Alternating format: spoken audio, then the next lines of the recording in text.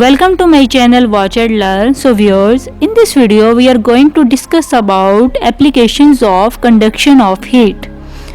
There are many applications of conduction of heat in everyday life. Conduction plays an important role in our lives.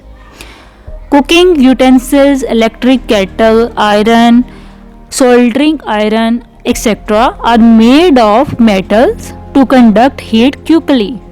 Their handles are made of plastic or wood, which are bad conductors. Birds have feathers which keep their bodies warm because feathers are bad conductor of heat. Woolen cloths and blankets slow down the transfer of heat. It happens so because the wool traps air in it. The air is a bad conductor of heat. Ice is covered with jute trucks to reduce its melting speed.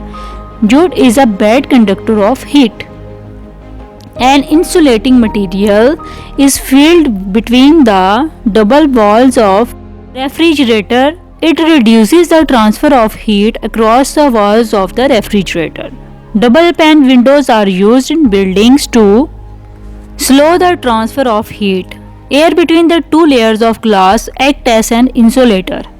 Thermos bottles use air or a vacuum to slow the transfer of heat by conduction.